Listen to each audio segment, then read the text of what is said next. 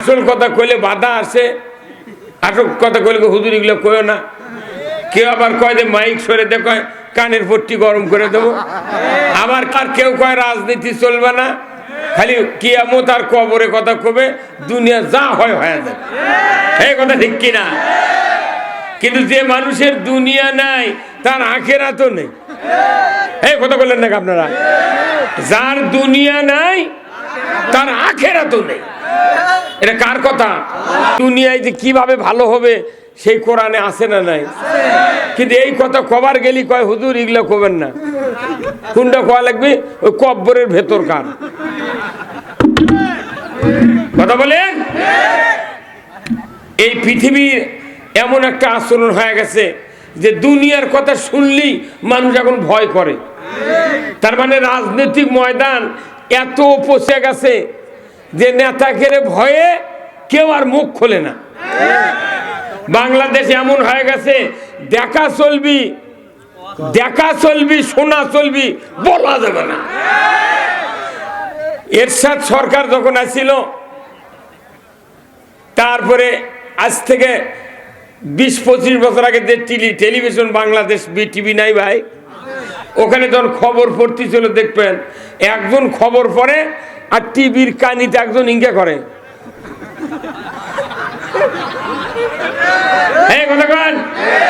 তার মানে ওটি আমাকে শিখাতেছে যে তোরা দেখবু শুনবু কবার পারবো না, মানে সব বোবা হয়ে যা। এই কথা বল না, আমরা কি বোবা হব না? কথা বলবো। কারা কারা কথা বলবেন আল্লাহর জোরে করে হাত তোলে।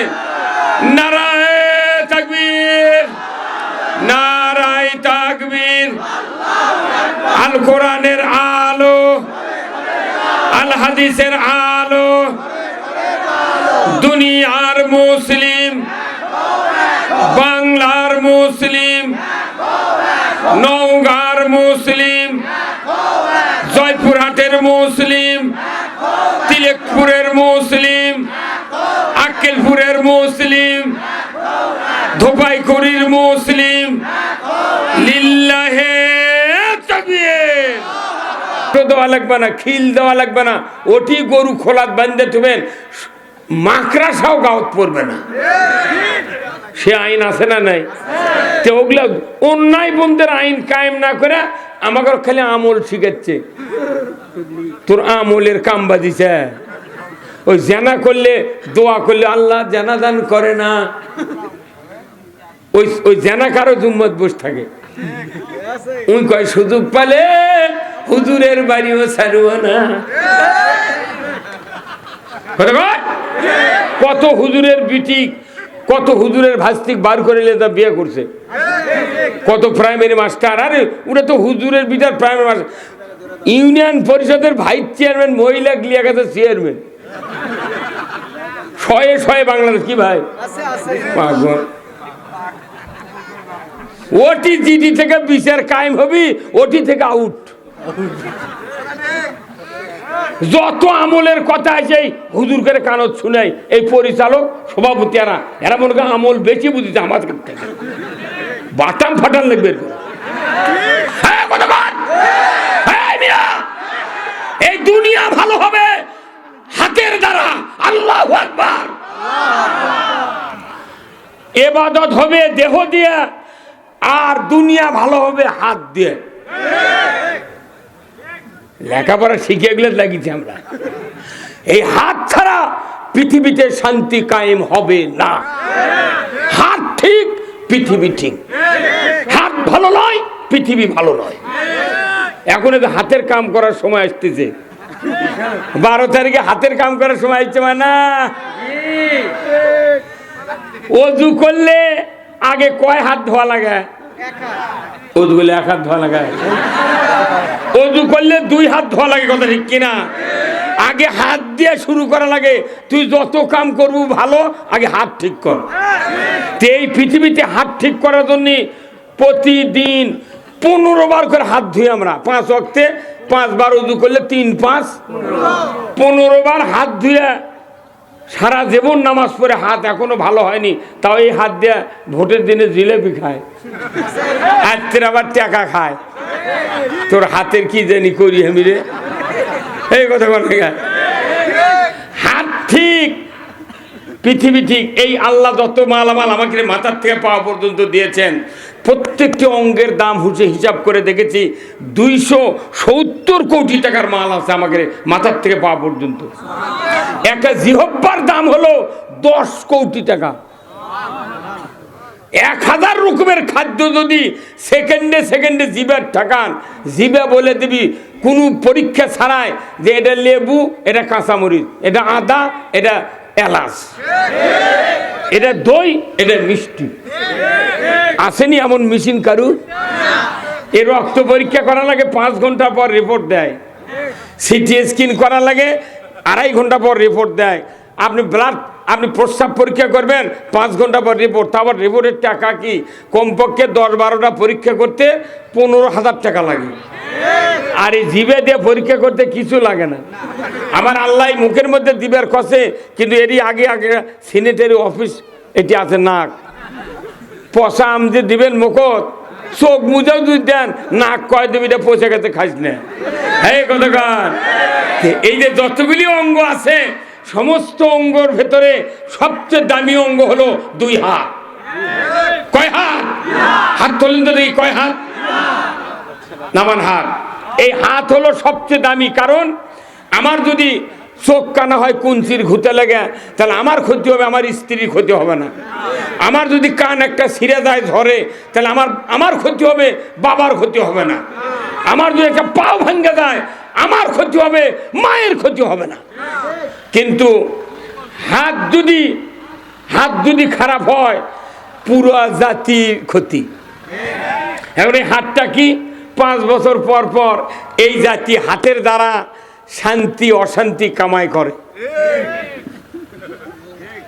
যখন হামলা আসে, তখন কি ভুল করছি বা এখন এটা আবার মামলার দায়লাইনে যাচ্ছ, বাটাম ফাটাবে এইবার। এই হাত ঠিক, দুনিয়া ঠিক। কেন বলবো? এখন আল্লাহর কথা শোনেন। আল্লাহ বলছেন, জাহারাল ফাসাদু ফিল বাররি ওয়াল বাহর বিমা কাসাবাত আইদিন নাস। জলস্থলে যা কিছু ঘটে বান্দা, 2 হাতে গড়া কাজের ফল। আপনি হাতের দ্বারা দুনিয়ায় শান্তি কায়েম করা লাগবে, অশান্তি কায়েম করা লাগবে। আপনি শান্তির জন্য মোনাজাত করেন, আর হাত দিয়ে অশান্তি কায়েমের জন্য ভোট দেন, ওগুলা দাঁড়িয়ে দেখ, জান্নাতে যাওয়া যাবে না। কথা বলেন ভাই, কোথায় আপনি কথা বলেন নি? এই যে চাদর দাঁড়াতে এটা ফর্সা করে। হ্যাঁ, আপনি ওই দিক তাকালে আপনি কথাই বলেননি, আসল কথা আপনি মিস করছেন। হ্যাঁ কথা বলেন না, মোনাজাত করছে দুনিয়ায় ভালোর জন্য, কিন্তু ভোট দিচ্ছে অশান্তি কায়েমের জন্য। কিয়ামত পর্যন্ত জিবরাইলের দোয়া দিয়া দুনিয়ায় শান্তি হবে না। হ্যাঁ কথা বলেন না। হ্যাঁ, বক্তৃতা এত করা লাগবে না। দুধ ভালো করে জাল দিয়া সর্ফ হলো, ওটা লেদা পাতিল দিয়া মাথামর দিলে ঘিউ হয়ে যায়। কোরআন এইরকম একটা কিতাব, এরই ভেতর সব মাল আছে, সেটা জায়গায় জায়গায় বসা লেগে যাচ্ছে, শান্তি হবি। কোরআনের যতগুলো কথা আছে জায়গায় জায়গায় বসার লাগবে। ব্যাংকের আয়াত ব্যাংকে, মসজিদের আয়াত মসজিদ, ওই বিচারকের কোর্টের আয়াত কোর্টত, জুম্মার আয়াত জুম্মিদের, চাষাবাদের চাষাবাদের দেওয়া লাগবে। সব জায়গায় ভিন্ন ভিন্ন বক্তব্য আছে। এখন আপনি কোনো বক্তব্য কোনো জায়গায় না দিয়া খালি সমানে তসবি ঠেলি তৈরি করছে, আল্লাহ তুই দুনিয়ার ভালা দে, তোর আল্লাহ জীবের কর, ও লাখশিটা এরারে। কারণ লাখশিরা তো আরবিকে ফেরেশতা আসবি না, ওই জালেমক দিয়ে আপনার লাখশিরা এরে দিবি। হ্যাঁ কতক্ষণ আল্লাহ রসুল 10টি বছর কোরআন দিয়া 12.5 লক্ষ বর্গমাইল শাসন করেছেন। ধরে কোন আল্লাহু আকবার।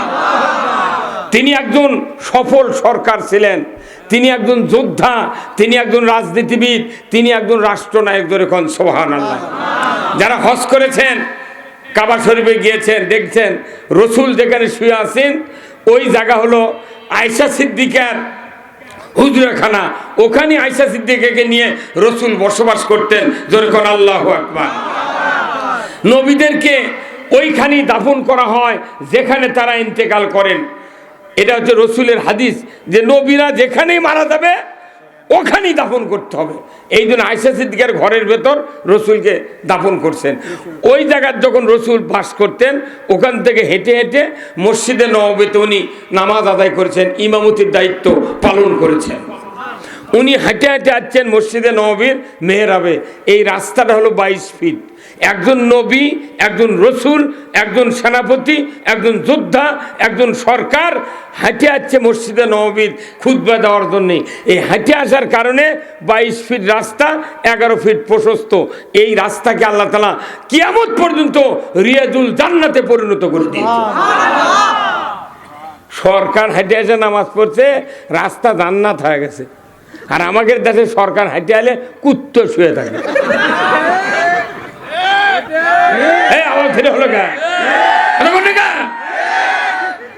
কোন মন্ত্রী যদি আসে তাও কমপক্ষে ঢাকার থেকে 400টা গেট বানায় এই আক্কেলপুর পর্যন্ত। আবার মাঝে মাঝে পুলিশ পাহারা দেয়, কিছু সময় পুলিশ এই গালিচা আলোক করে দেখে বোমা টোমা আছে নাকি। আবার কুত্তর গলার দড়ি লেগে দেখে সঙ্গে কিছু আছে নাকি।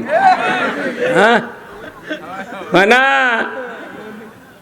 আপনি মনে করছেন সরকার ইমামতি করার যোগ্য? আল্লাহ বলেছেন তো। মাশাআল্লাহ, আমাকে একটা দুশ্চিন্তা দূর হয়ে গেছে। দুশ্চিন্তা কি? আমাদের তিনবারের প্রধানমন্ত্রী মরহুমা খালেদা জিয়া ছিলেন। উনি নরমালি অসুস্থতার কারণে, বার্ধক্যজনিত কারণে উনি দুনিয়ার থেকে বিদায় হয়েছেন। আল্লাহ ওনাকে জান্নাতুল ফেরদৌস উচ্চ মোকাম দান করুন। আমরা ওনার জন্য দোয়া করি। কেন দোয়া করি? উনি কোনো আলেম ওলামার হাতে হ্যান্ডকাপ পরান নাই। ওনার কথার ভিতরে কোনো উগ্রতা ছিল না। উনি ছিলেন এবং শহীদ জিয়াউর রহমান প্রেসিডেন্ট ছিলেন ভারত বিদ্বেষী। ভারতের সাথে আতাত করার উনি বিরুদ্ধে ছিলেন। ওই জন্য ওনাদের পরামর্শে ওনাকে বিনে 2 কোটির মামলা দেয়া কত বছর জেলত ছিল। 2 কোটি একটা টাকা হলো গেরে কইছে না, ওকে আজকে চলে গে তুই দুয়ার খোলা বাবু। তাহলে ইনি মারা গেছেন আর একজন চলে গেছেন, তাহলে 2 জনই নারী না। দীর্ঘদিনের আমাদের দেশে নারী প্রধানমন্ত্রী ছিলেন। এইবার এসে আল্লাহকে মাথার থেকে পাথর নেমে দিয়েছে। কতক্ষণে কেনা যদি বিএনপি ক্ষমতার যায় তাহলে তারেক রহমান, জামাত যদি ক্ষমতার যায় শফিকুর রহমান। রহমান থাকবি, মরদ মানুষ থাকবি। হ্যাঁ, কতক্ষণ দেখা আল্লাহ রাসূল বলছেন যে পুরুষের নেতৃত্বে যদি দুনিয়া চলে তাহলে ওই রকম রাস্তা দিয়ে হাঁটে আসলে ওই রাস্তা জান্নাতের বাগান হয়ে যায়। আমাদের দেশে দীর্ঘদিন পর ডক্টর ইউনূস আছেন ক্ষমতায়। উনি ঈদের জামাতে ইমামতি না করুক তাও কিস্তি টু ইমাদ দেয়া তাও হ্যান্ডশেক করছে। ওই মরদ মানুষ হওয়ার কারণে বাংলাদেশের আলু এতই আবুল আবুল দাম কমে গেছে, এতই পেঁয়াজের উৎপন্ন হচ্ছে। বাংলাদেশে কোনো জিনিসের অভাব নাই, খালি একটার অভাব, সৎ লোকের অভাব। হ্যাঁ, কথা ঠিক কিনা? কি ভাই, তাই না? তোরা স্বামীরা যদি মোট করলো নি আমিন, তাহলে আল্লাহ অবশ্যই দোয়া কবুল করলো নি। তো তুই যদি স্বামী বইয়ের দুশ্মন হই তাহলে উই কি কিয়ামত দিন তোর নামে কবি আল্লাহ ওই স্বামী আমার ভালো আছিল কবি? উই বরঞ্চ কবি তুই কখন বাড়ির থেকে বাড়াবো তখন আমিও বাড়াবো। হ্যাঁ, আমার ভাইরা, এইবার আল্লাহ বলবেন ফেরেশতা কথা শুনে পালাম। এখন শোনো, যে স্বামীর কারণে স্ত্রী জান্নাতুল ফেরদাউসে গিয়েছে, আমি হুকুম দিয়া দিলাম, ইচ্ছা করলে ওই স্ত্রীকে ডিমোশন দিয়া স্বামীর কাছে দিতে পারতাম, কিন্তু দেওয়া যাবে না। আমি বলছি ওগো ফেরেশতা, আমি ওই স্বামীর কর্মকাণ্ডে এত সন্তুষ্ট হয়েছি, স্ত্রীকে ডিমোশন না দিয়া ওই স্বামীকে প্রমোশন দিয়া জান্নাতুল ফেরদাউসে দিয়া দিলাম। সতী নারীর পতি হাইরে পর্বতেরই চূড়া,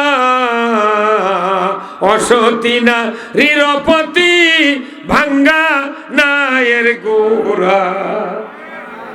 খালি পায়ে হাঁটা ভালো, কষা জুতা যারো, দেশ হতে বিদেশ ভালো, কল্যাণারি যারো।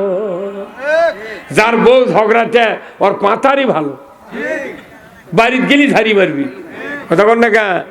নাম হলো ময়না, গাল ফুলে তাকে কথাই কয় না, ছিঁড়ে গেছে শাড়ি, আজি যদি কিনে না দাও চলে যাব কিন্তু বাপের বাড়ি।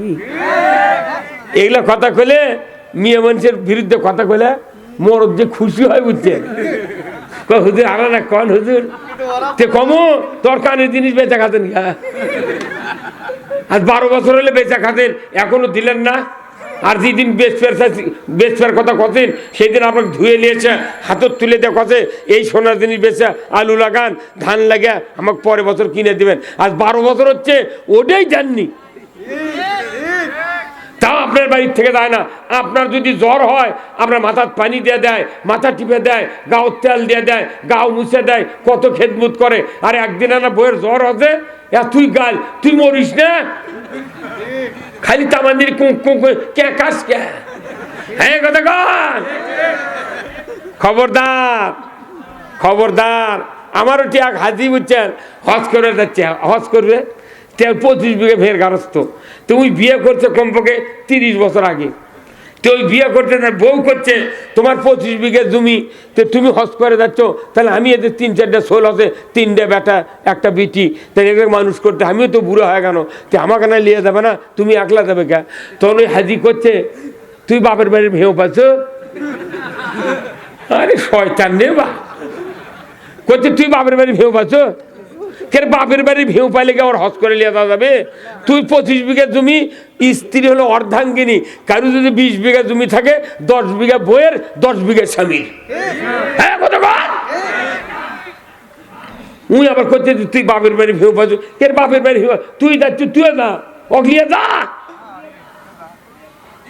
উই তা যাবে না, উই হজ করে যাচ্ছে, তাও স্ত্রীর মনত ঘুরতে দিয়ে যাচ্ছে।